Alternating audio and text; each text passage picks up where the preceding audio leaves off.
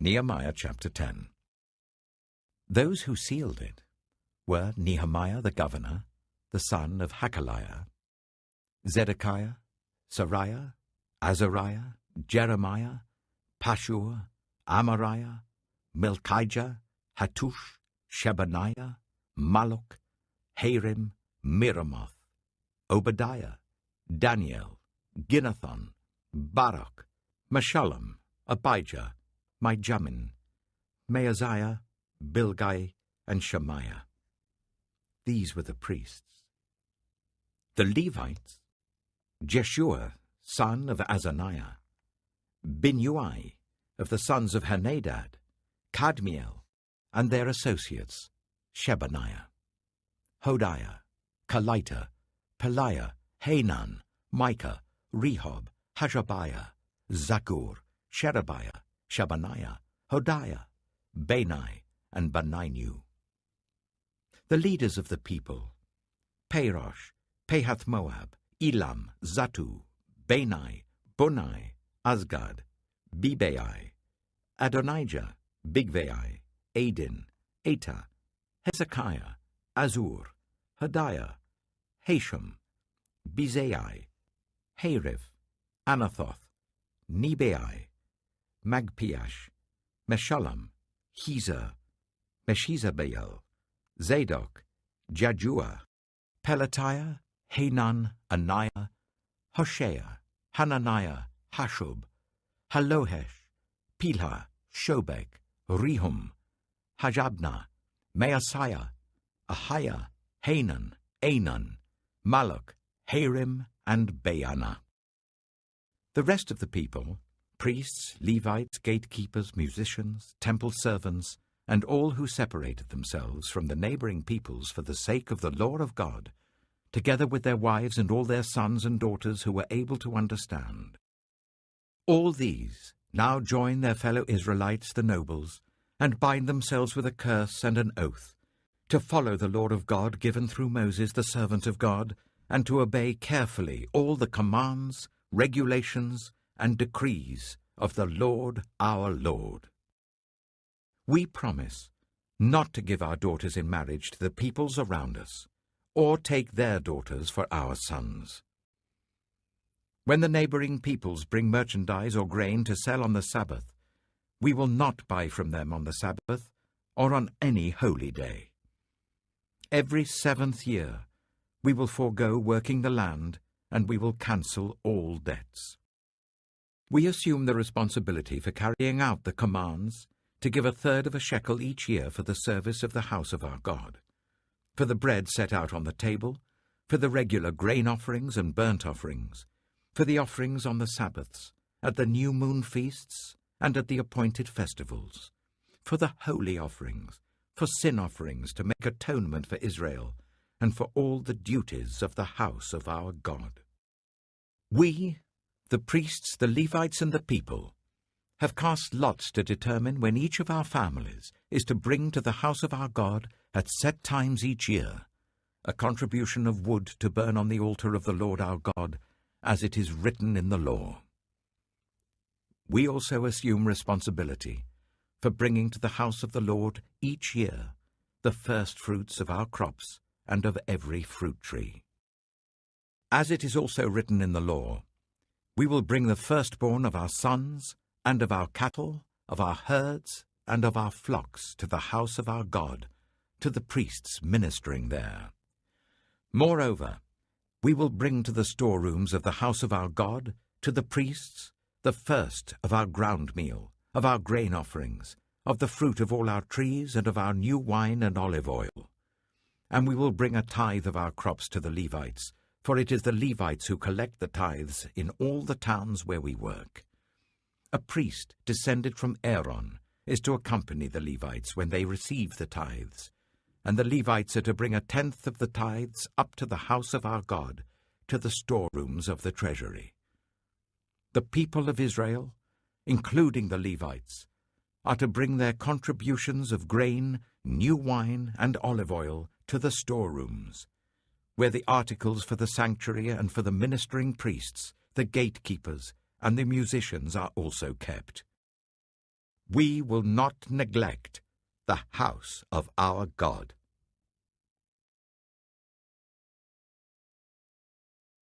Nehemiah chapter 11.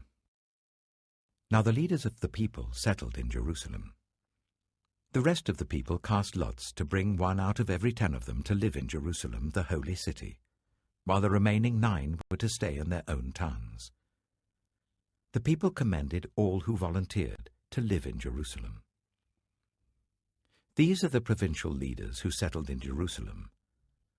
Now some Israelites, priests, Levites, temple servants, and descendants of Solomon's servants lived in the towns of Judah, each on their own property in the various towns, while other people from both Judah and Benjamin lived in Jerusalem. From the descendants of Judah, Attiah, son of Uzziah, the son of Zechariah, the son of Amariah, the son of Shephatiah, the son of Mahalalel, a descendant of Perez, and Maaseiah, son of Baruch, the son of Colhose, the son of Haziah, the son of Adiah, the son of Joiarib, the son of Zechariah, a descendant of Shelah. The descendants of Perez who lived in Jerusalem totaled 468 men of standing. From the descendants of Benjamin, Sallu, son of Meshullam, the son of Joed, the son of Pedaiah, the son of Koliah, the son of Maaseiah, the son of Ithiel, the son of Jeshiah, and his followers, Gabbai and Salai, 928 men. Joel, son of Zichri, was their chief officer, and Judah, son of Hasenuah, was over the new quarter of the city. From the priests, Jedaiah, the son of Joiarib, Jachin, Sariah, son of Hilkiah, the son of Meshullam, the son of Zadok, the son of Merioth, the son of Ahitub, the official in charge of the house of God, and their associates who carried on work for the temple, 822 men. Adiah, son of Jeroham, the son of Pelaliah, the son of Amzai, the son of Zechariah, the son of Pashur, the son of Malchijah, and his associates who were heads of families, 242 men. Amashai, son of Azarel, the son of Azai, the son of Meshillemoth, the son of Immer, and his associates who were men of standing, 128. Their chief officer was Zabdiel, son of Haggadolim.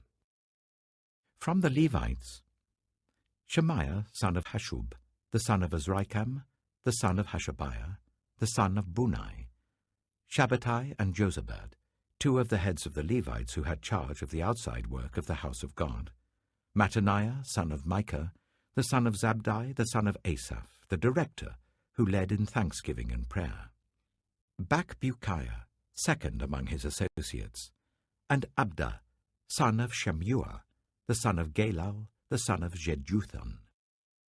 The Levites in the holy city totaled 284. The gatekeepers, Akab, Talmon, and their associates who kept watch at the gates, 172 men. The rest of the Israelites, with the priests and Levites, were in all the towns of Judah, each on their ancestral property. The temple servants lived on the hill of Ophel, and Zihah and Gishpa were in charge of them. The chief officer of the Levites in Jerusalem was Ozai, son of Bani, the son of Hashabiah, the son of Mattaniah, the son of Micah.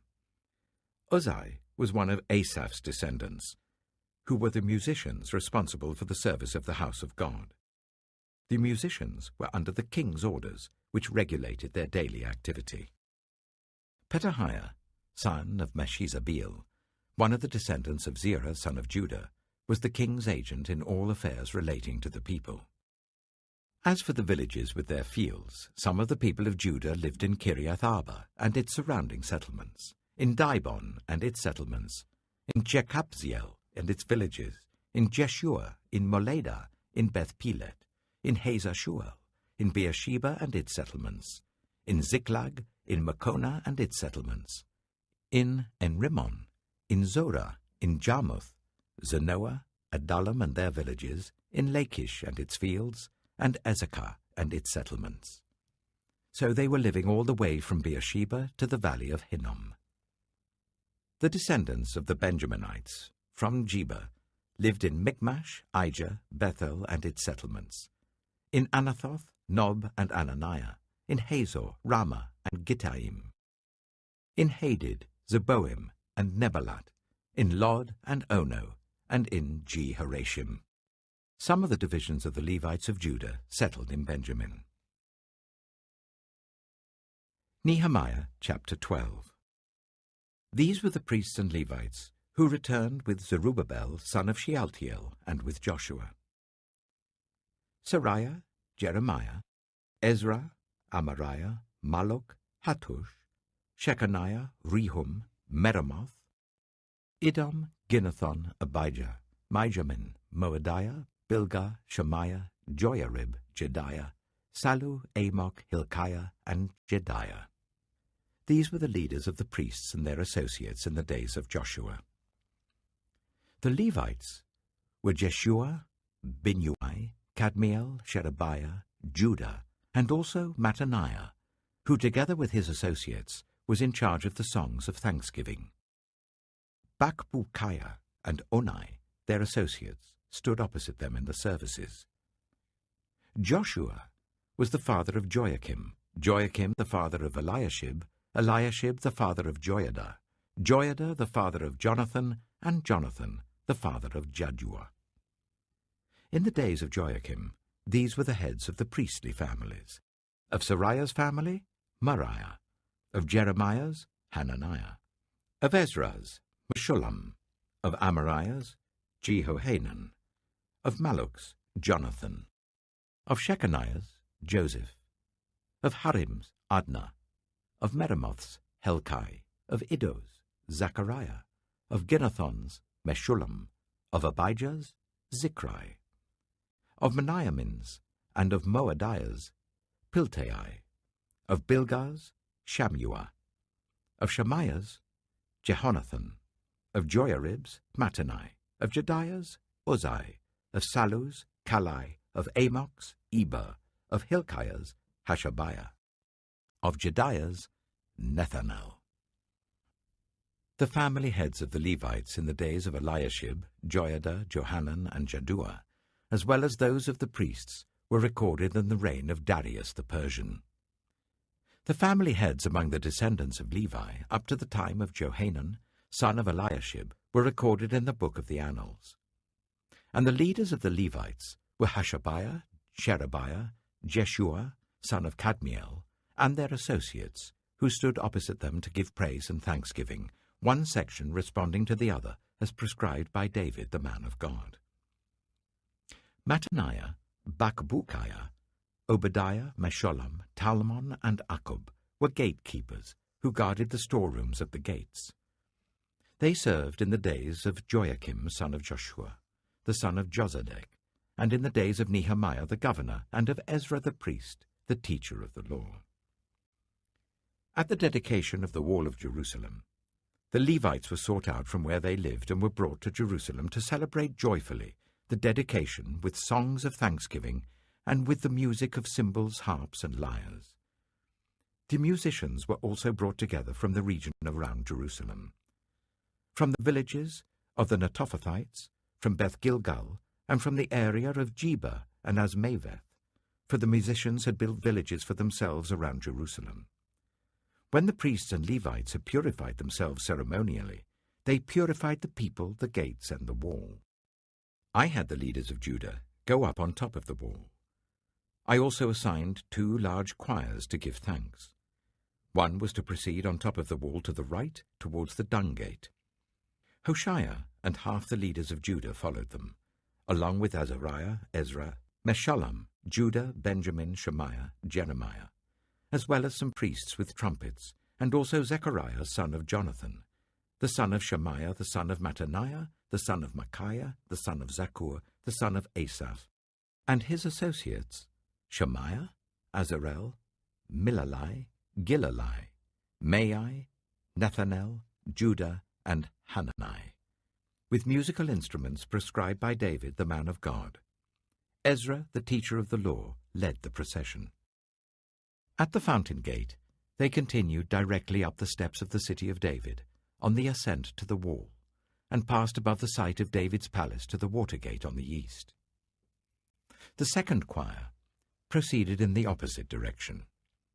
I followed them on top of the wall together with half the people, past the Tower of the Ovens to the broad wall, over the gate of Ephraim, the Jeshanah gate, the fish gate, the Tower of Hananel, and the Tower of the 100, as far as the sheep gate. At the gate of the guard they stopped. The two choirs that gave thanks then took their places in the house of God.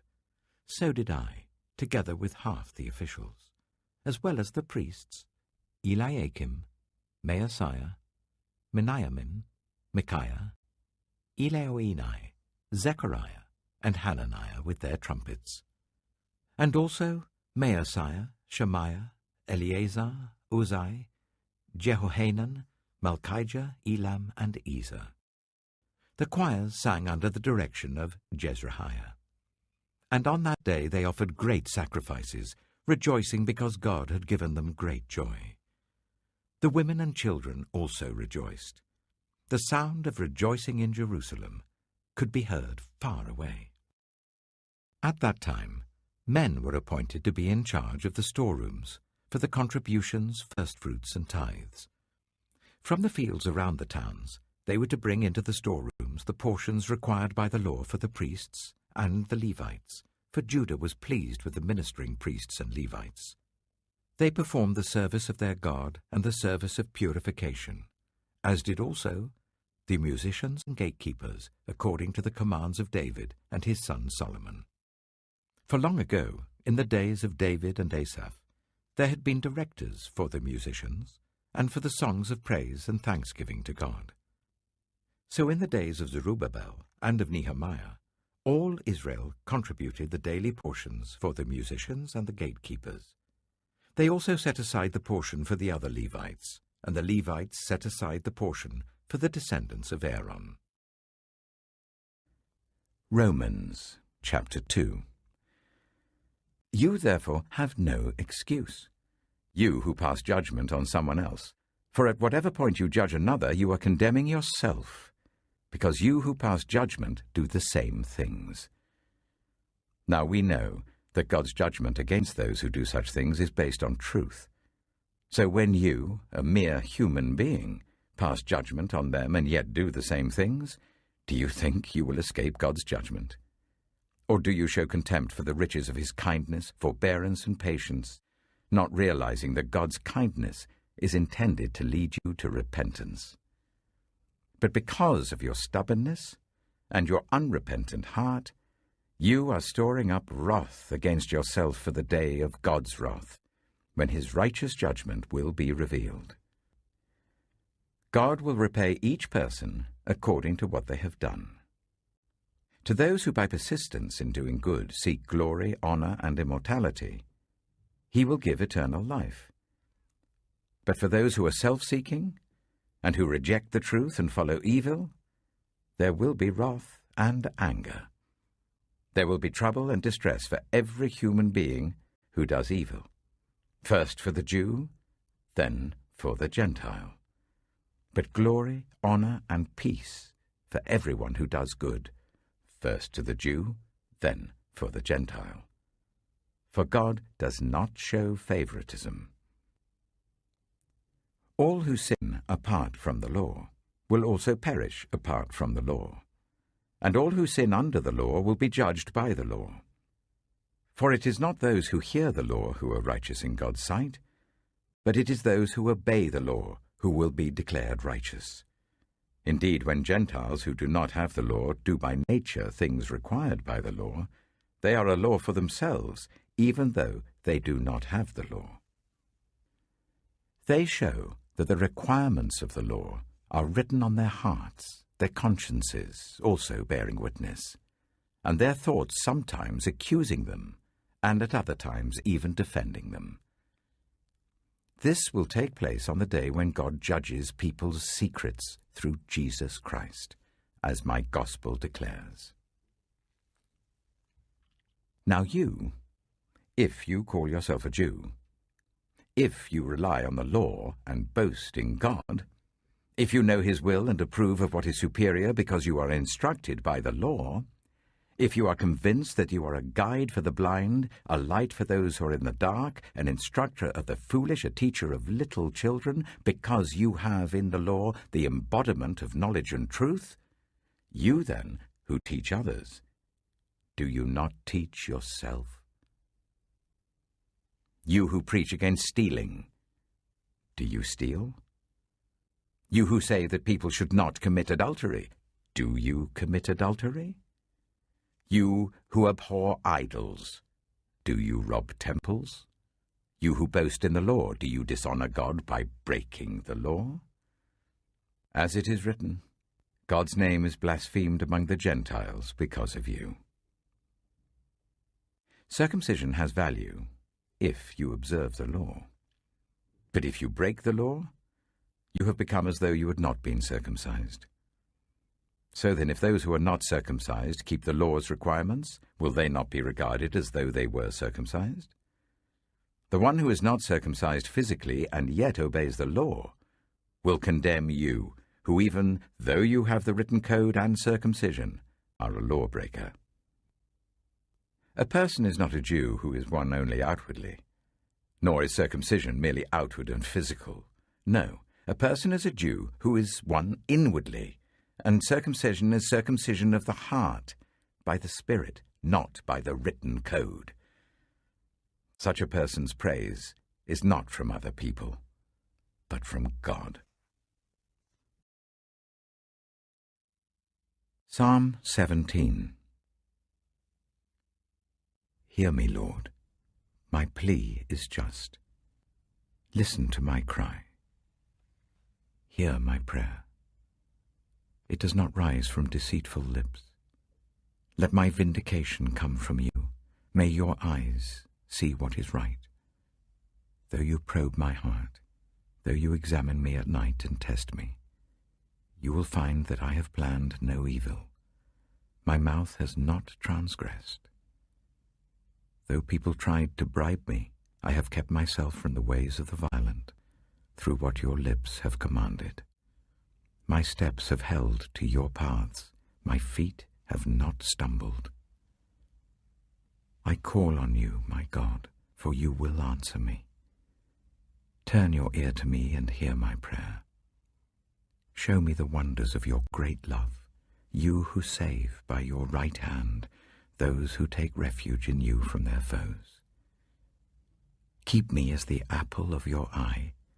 Hide me in the shadow of your wings, from the wicked who are out to destroy me, from my mortal enemies who surround me. They close up their callous hearts, and their mouths speak with arrogance. They have tracked me down. They now surround me, with eyes alert to throw me to the ground. They're like a lion hungry for prey, like a fierce lion crouching in cover. Rise up, Lord. Confront them. Bring them down. With your sword rescue me from the wicked. By your hand save me from such people, Lord, from those of this world whose reward is in this life. May what you have stored up for the wicked fill their bellies. May their children gorge themselves on it, and may there be leftovers for their little ones. As for me, I will be vindicated and will see your face. When I awake, I will be satisfied with seeing your likeness. Proverbs chapter 12. Whoever loves discipline loves knowledge, but whoever hates correction is stupid. Good people obtain favor from the Lord, but he condemns those who devise wicked schemes. No one can be established through wickedness, but the righteous cannot be uprooted. A wife of noble character is her husband's crown, but a disgraceful wife is like decay in his bones. The plans of the righteous are just, but the advice of the wicked is deceitful. The words of the wicked lie in wait for blood, but the speech of the upright rescues them. The wicked are overthrown and are no more, but the house of the righteous stands firm. A person is praised according to their prudence, and one with a warped mind is despised. Better to be a nobody and yet have a servant than pretend to be somebody and have no food. The righteous care for the needs of their animals, but the kindest acts of the wicked are cruel. Those who work their land will have abundant food, but those who chase fantasies have no sense. The wicked desire the stronghold of evildoers, but the root of the righteous endures. Evildoers are trapped by their sinful talk, and so the innocent escape trouble. From the fruit of their lips people are filled with good things, and the work of their hands bring them reward.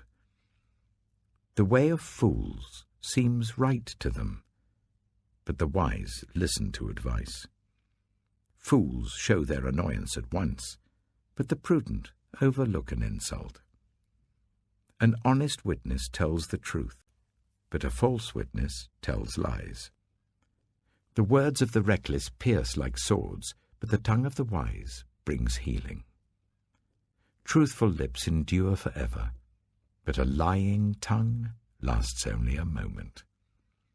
Deceit is in the hearts of those who plot evil, but those who promote peace have joy. No harm overtakes the righteous, but the wicked have their fill of trouble. The Lord detests lying lips, but he delights in people who are trustworthy. The prudent keep their knowledge to themselves, but a fool's heart blurts out folly. Diligent hands will rule, but laziness ends in forced labor. Anxiety weighs down the heart, but a kind word cheers it up. The righteous choose their friends carefully, but the way of the wicked leads them astray. The lazy do not roast any game, but the diligent feed on the riches of the hunt. In the way of righteousness there is life. Along that path is immortality.